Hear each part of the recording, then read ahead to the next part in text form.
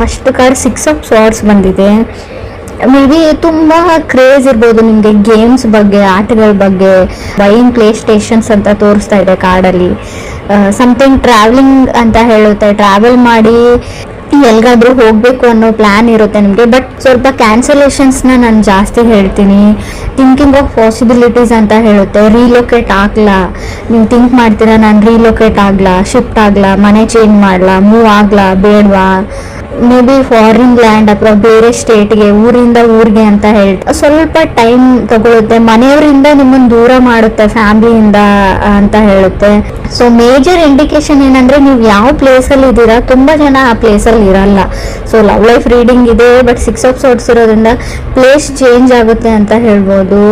So ಏನೋ reinvent ಥರ ಆಗುತ್ತೆ. ನಿಮ್ಮ ಪಾರ್ಟ್ನರಿಂದ ನೀವು ದೂರ ಆಗ್ಬೋದು ಅಥವಾ ಅವ್ರ ಹತ್ರನೂ ಆಗ್ಬೋದು. ಕೆಲವರಿಗೆ ಚೇಂಜಿಂಗ್ ಆಫ್ ಪ್ಲೇಸ್ ಹೇಳುತ್ತೆ.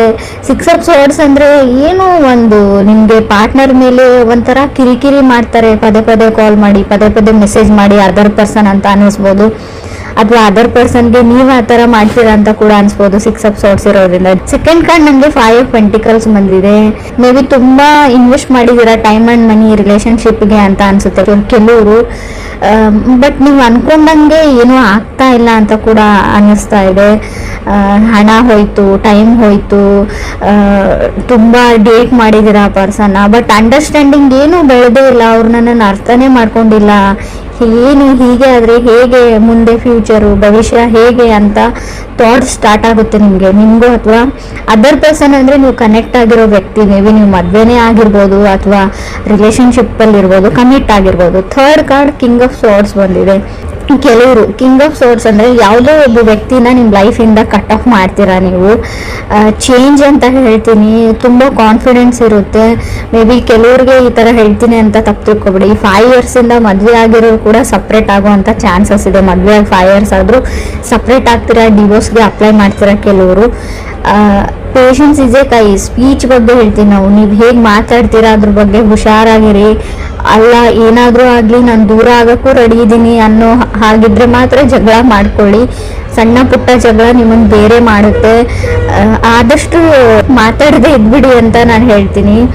ಫೋರ್ತ್ ಕಾರ್ಡ್ ನನಗೆ 9 ಆಫ್ ಸ್ವಾರ್ಡ್ಸ್ ಬಂದಿದೆ.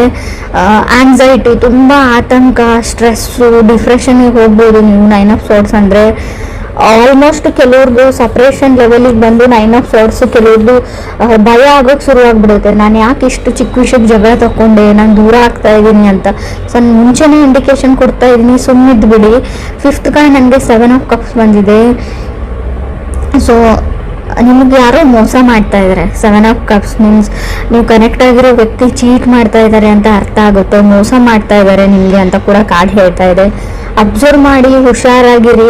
ಅವ್ರು ಬಣ್ಣದ ಮಾತಿಗೆ ಮಳ್ಳಾಗಬೇಡಿ ಅಂತ ಹೇಳ್ತೀನಿ. ಈ ರಿಲೇಷನ್ಶಿಪ್ಗೆ ನಿಮಗೆ ರಿಲೇಟಿವ್ಸ್ ಕಡೆಯಿಂದನೂ ಬರ್ಬೋದು, ಮದುವೆ ಫಿಕ್ಸ್ ಆಗೋ ಲೆವೆಲಿಗೆ ಇರ್ಬೋದು, ಆಲ್ರೆಡಿ ಎಂಗೇಜ್ಮೆಂಟ್ ಆಗಿರ್ಬೋದು. ಬಟ್ ಅವ್ರು ಹೇಳಿರೋದೆಲ್ಲ ಸುಳ್ಳು ಕಾರ್ಡ್ ಹೇಳ್ತಾ ಇದೆ. ಎಲ್ರಿಗೂ ಅನ್ವಯಿಸುತ್ತೋ ಇಲ್ವೋ ಗೊತ್ತಿಲ್ಲ, ಬಟ್ ಕೆಲವರಿಗೆ ಖಂಡಿತವಾಗ್ಲೂ. 6th ಕಾರ್ಡ್ ನನಗೆ ಪೇಜ್ ಆಫ್ ಸ್ವಾರ್ಡ್ಸ್ ಬಂದಿದೆ. 7th ಕಾರ್ಡ್ 7 ಆಫ್ ಪೆಂಟಿಕಲ್ಸ್ ಬಂದಿದೆ.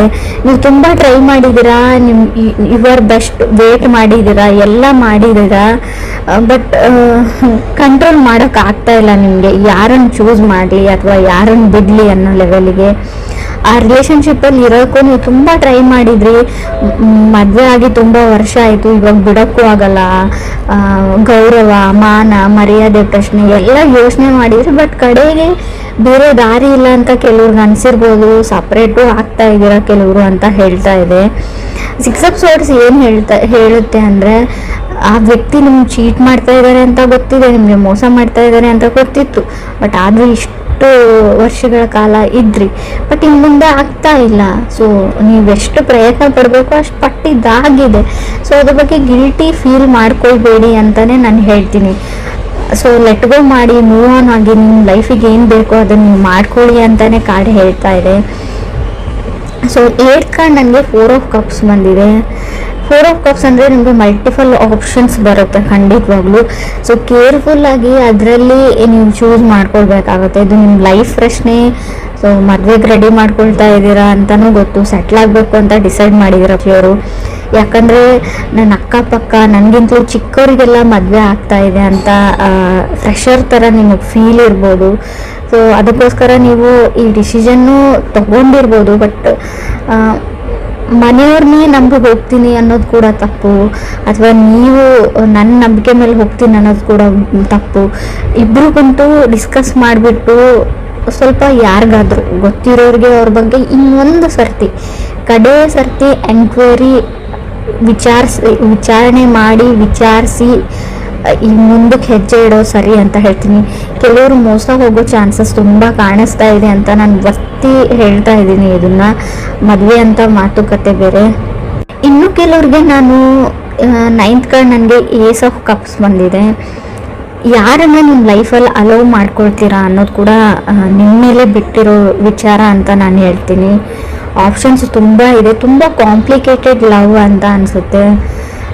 ನೀವು ಪ್ರೀತಿನ ಹುಡ್ಕೊಂಡು ಹೋಗಬೇಡಿ, ಅದಾಗದೇ ನಿಮ್ಮ ಹತ್ರಕ್ಕೆ ಬರುತ್ತೆ ಅಂತಲೂ ಕಾಡೇ ಹೇಳ್ತಾ ಇದೆ. ಕೆಲವ್ರಿಗೆ ಪಾಸ್ಟಲ್ಲಿ ನೀವು ತುಂಬ ಚೆನ್ನಾಗಿ ಹ್ಯಾಂಡಲ್ ಮಾಡಿದ್ದೀರಾ, ಬಟ್ ಎಲ್ಲನೂ ಕಾಂಪ್ಲಿಕೇಟೆಡ್ ಆಗಿ ನಿಮಗೆ ಔಟ್ಪುಟ್ ಬಂದಿದೆ, ಯಾವುದನ್ನು ನೀವು ಸಾಲ್ವ್ ಮಾಡೋಕ್ಕಾಗಲ್ಲ. ಕೆಲವ್ರಿಗೆ ನಾನು ಏಸ್ ಆಫ್ ಕಪ್ಸ್ ಇರೋದ್ರಿಂದ ನೀವು ಸಿಂಗಲ್ ಆಗಿರೋರು ಖಂಡಿತವಾಗ್ಲೂ ನೋ ಮೋರ್ ಸಿಂಗಲ್ ಅಂತ ತೋರಿಸ್ತಾ ಇದೆ. ಖಂಡಿತವಾಗ್ಲೂ ನೀವು ಕಪಲ್ಸ್ ಆಗ್ತೀರಾ, ಪೇರ್ ಆಗ್ತೀರಾ. ಮದುವೆಗೆ ವೇಟ್ ಮಾಡ್ತಾ ಇದ್ರೆ ಖಂಡಿತವಾಗ್ಲೂ ನಿಮ್ಮ ಮದುವೆ ಫಿಕ್ಸ್ ಆಗೋ ಎಲ್ಲ ಪಾಸಿಬಿಲಿಟೀಸು ಕಾರ್ಡಲ್ಲಿ ತೋರಿಸ್ತಾ ಇದೆ. ಏನು ಅಂದರೆ ಮೇ ಬಿ ನೀವು ಸ್ಟೂಡೆಂಟ್ಸ್ ಇದ್ದರೆ ನಿಮ್ಮ ಫ್ಯಾಮ್ಲಿಯಿಂದ ದೂರ ಹೋಗಿ ಹೈಯರ್ ಎಜುಕೇಷನ್ನ ಮಾಡ್ಬೋದು. ಬಟ್ ನಿಮ್ಮ ಪ್ರೀತಿ ಪಾತ್ರನ, ನಾನು ಲವ್ ಅಂದರೆ ರಿಲೇಷನ್ಶಿಪ್ ಅಂದರೆ ಹುಡುಗ ಹುಡುಗಿ ಅಥವಾ ಹೆಣ್ಣು ಗಂಡು ಮತ್ತೇನೇ ಇರುತ್ತೆ ಅಂತ ಹೇಳಲ್ಲ. ಮೇ ಬಿ ನೀವು ಯಾರನ್ನ ತುಂಬ ಪ್ರೀತಿಸ್ತೀರಾ ಅವರಿಂದ ಸ್ವಲ್ಪ ದೂರ ಹೋಗಬೇಕಾಗುತ್ತೆ ಅಂತ ರೀಡಿಂಗ್ ಹೇಳ್ತಾ ಇದೆ. ರೀಲೋಕೇಟ್ ಆಗ್ಬೋದು ನೀವು ಅಂತ. ಸೊ ಕೆಲವ್ರಿಗೆ ಬೇಸಿಕಲಿ ರಿಲೇಷನ್ಶಿಪ್ಪಲ್ಲಿ ತುಂಬ ಬೇಗ ಬೀಳುವಂಥ ಚಾನ್ಸಸ್ ಇದೆ. ಫಾಲಿನ್ ಇನ್ ಲವ್ ಅಂತ ಕೂಡ 7 ಆಫ್ ಕಪ್ಸ್ ಇರೋದ್ರಿಂದ, ಅದು 5th ಪ್ಲೇಸಲ್ಲಿ ಸೆವೆಂತ್ ಕಾರ್ಡ್ ಬಂದರೆ, 7 ಆಫ್ ಕಪ್ಸ್ ಬಂದರೆ, ನಾವು ಪೇಜ್ ಆಫ್ ಸೋರ್ಸ್ ಮಧ್ಯೆ ಬಂದರೆ ಖಂಡಿತವಾಗ್ಲೂ ಅಷ್ಟೇ ಬೇಗ ಬ್ರೇಕಪ್ ಮಾಡ್ಕೊಳ್ಳೋವಂಥ ಚಾನ್ಸಸ್ ಇದೆ. ಸೊ ನಿಧಾನವೇ ಪ್ರಧಾನ ಅಂತ ಹೇಳ್ತೀವಿ. ತಾಳ್ಮೆ ತುಂಬ ಇಂಪಾರ್ಟೆಂಟು. ಇನ್ನೂ ಕೆಲವ್ರಿಗೆ ನೀವು ಮ್ಯಾರಿಡ್ ಇರ್ಬೋದು ಅಥವಾ ರಿಲೇಷನ್ಶಿಪ್ಪಲ್ಲಿ ಇರ್ಬೋದು, ಏನೋ ಸಣ್ಣ ಪುಟ್ಟ ವಿಷಯಕ್ಕೆ ಜಗಳ ಬರುತ್ತೆ ನಿಮ್ಮ ಮಧ್ಯೆ. ಮುಂಚೆ ಬರ್ತಾ ಇತ್ತು, ಹಾಗೆ ಪ್ಯಾಚಪ್ ಆಗ್ತಾ ಇತ್ತು ಅಂದರೆ ಇನ್ನು ಮುಂದೆ ಪ್ಯಾಚಪ್ ಆಗೋ ಚಾನ್ಸಸ್ ಇಲ್ಲದೆ ಇರೋದ್ರಿಂದ ಜಗಳ ಮಾಡಿಕೊಂಡ್ರೂ ಸುಮ್ಮನೆ ಇರೋದು ಒಳ್ಳೆಯದು. ನಿಮಗೆ ಸ್ಪೆಷಲಿ ಹೇಳ್ತಾ ಇದ್ದೀನಿ, ನೀವು ಸುಮ್ಮನೆ ಇರೋದ್ರಿಂದ ನಿಮ್ಮ ರಿಲೇಷನ್ಶಿಪ್ ಉಳ್ಕೊಳ್ಳುತ್ತೆ. ಯಾವುದೇ ರಿಸ್ಕನ್ನು ಕೂಡ ತಗೊಳ್ಳದೇ ಇರೋದು ಬೆಟ್ರು. ನಾನೇನೋ ಹೇಳಬೇಕು ಯಾರಿಗೋ, ನಿಮ್ಮ ಬಾಸ್ ಇರಲಿ, ನಿಮ್ಮ ಮನೆಯವ್ರು ಇರಲಿ, ಅಥವಾ ನಿಮ್ಮ ತಂದೆ ತಾಯಿ ಇರಲಿ, ಅಥವಾ ನೀವು ಪ್ರೀತಿಸಿದ ವ್ಯಕ್ತಿನೇ ಇರಲಿ, ಸೊ ಅವ್ರಿಗೂ ಕೂಡ ನೀವು ಯಾವಾಗಲೂ ಅದೇ ಮಾತು ಹೇಳ್ತಾ ಇರ್ತೀರ. ಬಟ್ ಆ ಮಾತು ಮುಂಚೆ ಹರ್ಟ್ ಆಗಿರಲ್ಲ. ಬಟ್ ಇವಾಗ ನೀವೇನಾದರೂ ಹೇಳಿದರೆ ಅದೇ ಮಾತು ತುಂಬ ದೊಡ್ಡ ಮಟ್ಟದ ಗಾಯ ಮಾಡುತ್ತೆ ಅವ್ರಿಗೆ. ಇದರಿಂದ ಎಲ್ಲನೂ ನೀವು ಕಟ್ಟಿರೋ ಏನು ಹೇಳ್ತೀರಾ, ಇಲ್ಲಿವರೆಗೂ ಕಟ್ಕೊಂಡು ಬಂದಿರೋ ಸಂಪಾದಿಸಿದಂಥ ರಿಲೇಷನ್ಶಿಪ್ಪು, ಬಾಂಧವ್ಯ ಎಲ್ಲನೂ ಮುರಿದೋಗುವಂಥ ಚಾನ್ಸಸ್ ಇದೆ. ರೀಡಿಂಗ್ ನೆಗೆಟಿವ್ ಅಂತ ಅಂದ್ಕೊಳ್ಬೇಡಿ, ತುಂಬ ಪಾಸಿಟಿವ್ನೆಸ್ ಇದೆ ಇಲ್ಲಿ. ಮದುವೆ ಆಗುತ್ತೆ, ಮದುವೆ ಫಿಕ್ಸ್ ಆಗುತ್ತೆ, ರಿಲೇಷನ್ಶಿಪ್ಪಲ್ಲಿ ಇರ್ತೀರಾ, ಫಾರಿನ್ ಲ್ಯಾಂಡಿಗೆ ಹೋಗೋ ಎಲ್ಲ ಚಾನ್ಸಸ್ ಇದೆ, ರಿಲೊಕೇಶನ್ ಇದೆ, ಹೈಯರ್ ಸ್ಟಡೀಸ್ ಇದೆ. ಕೆಲವ್ರಿಗೆ ನೀವು ಪ್ರೀತಿಸಿದ ವ್ಯಕ್ತಿನೂ ನಿಮ್ಗೆ ಸಿಗ್ತಾರೆ. ಬಟ್ ನಿಮ್ಮ ಮಾತಿನ ಬಗ್ಗೆ ಅಷ್ಟೇ ನೀವು ಗಮನ ಇರಬೇಕು, ಜಗಳ ಮಾಡ್ಕೊಳ್ಬಾರ್ದು ಅಷ್ಟೇ. ಕೆಲವ್ರು ಖಂಡಿತ ಜಗಳ ಆಗುತ್ತೆ, ಅವಾಗ ನಿಮ್ಗೆ ಆತಂಕ ಆಗುತ್ತೆ, ಸ್ಟ್ರೆಸ್ ಆಗುತ್ತೆ.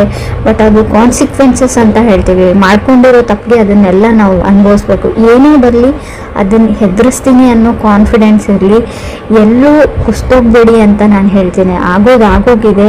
ಸೊ ಅದನ್ನು ಆದಷ್ಟು ಸರಿ ಮಾಡೋಕ್ಕಾಗ್ತಾ ಇದೆ, ಸರಿ ಮಾಡ್ಕೊಳ್ಳಿ. ಇಲ್ಲ ನನಗೆ ಇಷ್ಟ ಇಲ್ಲ ಸರಿ ಮಾಡ್ಕೊಳ್ಳೋದಂದರೆ ಬಿಟ್ಬಿಡಿ. ಹಳೆದ್ರ ಬಗ್ಗೆ ಯೋಚನೆ ಮಾಡಬೇಡಿ, ಫ್ಯೂಚರ್ ಬಗ್ಗೆ ಥಿಂಕ್ ಮಾಡಿ, ಲೆಟ್ ಗೋ ಮಾಡಿ, ಮುಂದೆ ಹೋಗಿ ಅಂತ ಬೇಸಿಕಲಿ ಕಾರ್ಡ್ಸ್ ಹೇಳ್ತಾ ಇದೆ. ಸಿಂಗಲ್ಸ್ ಇರೋರ್ಗೂ ಅಷ್ಟೇ, ಖಂಡಿತವಾಗ್ಲೂ ನಿಮ್ಮ ಲೈಫಲ್ಲಿ ಹೊಸ ವ್ಯಕ್ತಿ ಬರೋ ಚಾನ್ಸಸ್ ಪೇಜ್ ಆಫ್ ಸಾರ್ಟ್ಸ್ ಇರೋದ್ರಿಂದ ಕ್ಲಿಯರ್ಲಿ ಗೊತ್ತಾಗ್ತಾ ಇದೆ. ಸೊ ಕೆಲವ್ರು ನಿಮಗೆ ಮೋಸ ಮಾಡ್ಬೋದು. ಸೊ ಅದರಿಂದ ಕೂಡ ಹುಷಾರಾಗಿರಿ ಅಂತ